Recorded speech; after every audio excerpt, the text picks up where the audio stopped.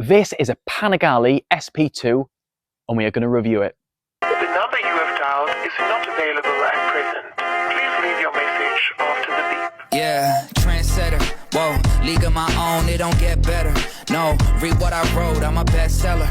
Yeah, reach for my goals, hit it dead center, hit it dead center.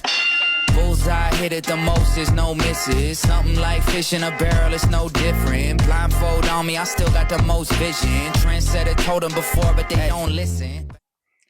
Also guys, if you have a Ducati and you live in the northeast of England, then please do get in touch. I would love to come and give an in-depth walk around of your bike. It would really mean a lot. Thank you.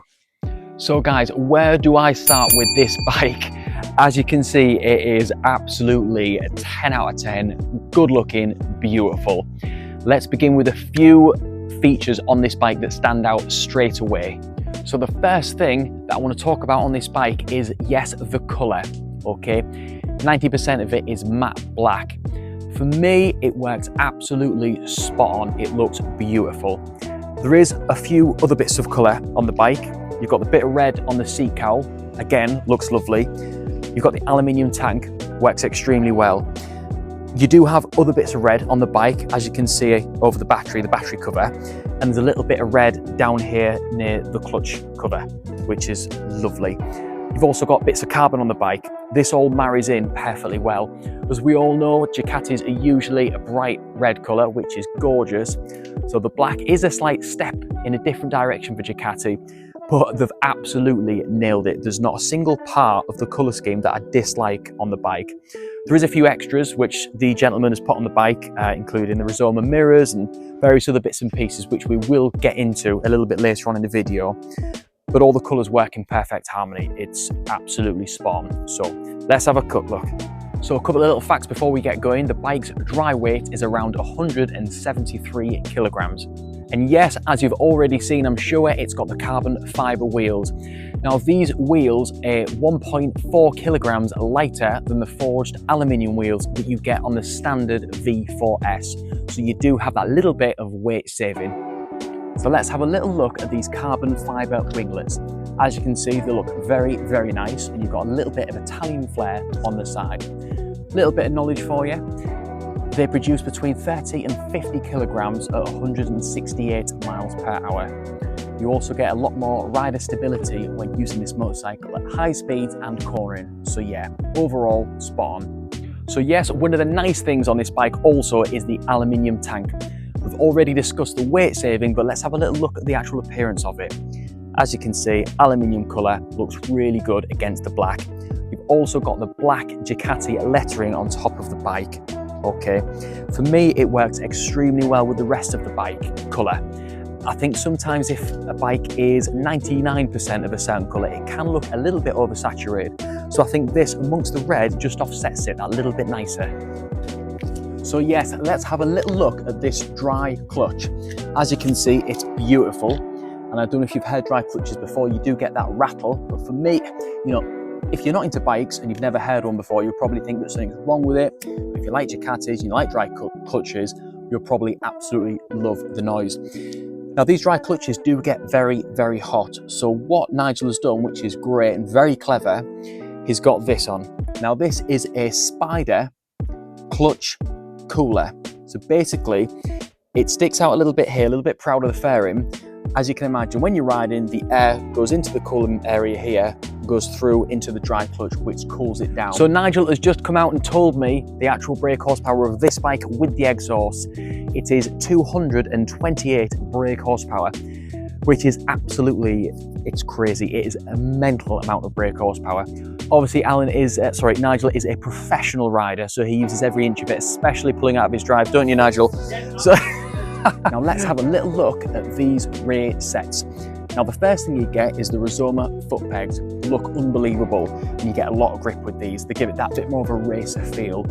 Now the rear sets in general are different than what you get on the Panigale V4 and V4S. Me, I think it works really well, and along with the foot pegs, it makes it look a bit more racery, which is mint. The other thing is the carbon fibre heel plate. Looks class. On this bike, there's a lot of carbon fibre, which I think looks cool, looks really good. I'm not a fan of just little bits of carbon fibre. For me, it is a bit of an all or nothing situation. So, but yeah, thumbs up from me 100%. So let's have a little look at these Akrapovic exhausts.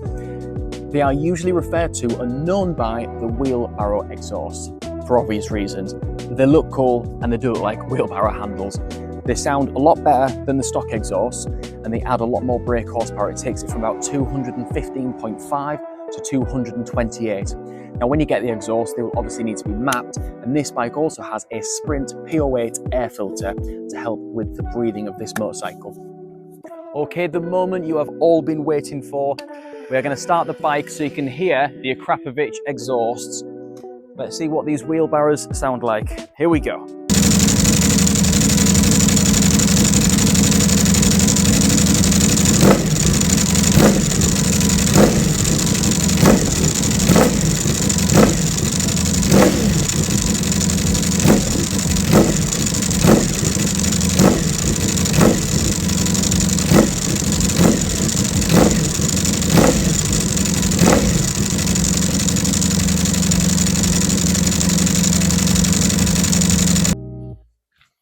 So as you can see, we've got the all-in suspension front and rear.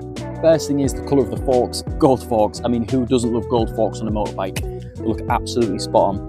Now the suspension, all-ins front and rear, fully adjustable electronically as well for those quick alterations. We've got the Brembo brakes front and rear as well. Ducati described them as aggressive stopping power. So yeah, if you're looking for, you know, fast riding or even track use, these brakes will not let you down. I like the bit of red, classic red Brembo letters on the calipers as well. Really sets it off nice, especially on a Ducati. And yes, let's have a little look at these carbon fibre wheels. First thing is about the carbon fibre wheels. I mean, come on, who doesn't like the look of them? They look unbelievable. I love the feel, everything about them just is, it just looks a dream, it's mega. Weight saving, it's, as I said before, it's 1.4 kilograms of weight saving compared to the forged aluminium wheels on the Panigale V4 and V4S. So these, yeah, it's weight saving. Apparently it does improve handling as well. And one of the main things, they look cool. They look absolutely sub-zero. So, you know, you're not going to be disappointed with these on your bike at all. So let's have a look at an extra that Nigel has put on this motorbike. It is the Rizoma folding wing mirrors. As you can see, they're folded down. They look unbelievable. I have some that are very similar. They're not Rizoma, but the visibility is reduced slightly. But where that makes up for it is how nice they look. The standard wing mirrors are huge. So this, for me, you can still use them. You can still see things in the mirrors and it's still safe. But what you get in terms of looks and appearance is so much. They look absolutely class. These bikes, they're not cheap. You know, and it is best to get the best tyres for performance. At the end of the day, it's a performance bike, so why not match that with your tyre choice? So I have been lucky enough to ride one of these bikes, a Panigale SP2, last year in Wales around the Brecon Beacons. I only did about 100 miles on it, so I can give you a little bit of a review of how it felt riding the 100 miles. Now, I've obviously ridden quite a few Panigales, V4s, V2s, and I had the Panigale V4 before my current Street Fighter. So when you're riding this bike, it is obviously magical. The sound's incredible, very responsive on the throttle. Don't get me wrong, really tight twisters, it's not perfect, but it's not made for that. It's made for big, long sweepers, nice, fast corners. When I did these faster corners, it was incredible. It holds its position and angle so well, it is just incredible. When you are going around these corners, you almost feel like you could just have one finger on one side of the bar and it felt so planted it would just go all the way around. So it's, you know, it's different than a street bike and a naked bike and these sorts of things. You know, it's its own animal really, but what it's for, it does extremely, extremely well. So I hope you guys and girls at home liked listening to that exhaust note and sound. Now what you're hearing through there on your speakers, as most of you already know, sounds good, but in real life it is a completely different story. The ground literally vibrates when you rev this thing. You know, we do these motorcycle exhaust sounds online just so you can get a sort of an understanding and idea, but you know, it's loud. But the quality of this exhaust in terms of sound is fantastic. My Street Fighter, which you've probably seen on my other videos, has the short, stubby-ish exhaust. Sounds very loud, quality good, but nothing like this. This is a very deep, roaring sound. You know, honestly, V-Foot, this 10 out of 10. It's would be very, very hard to beat in terms of how good it sounds.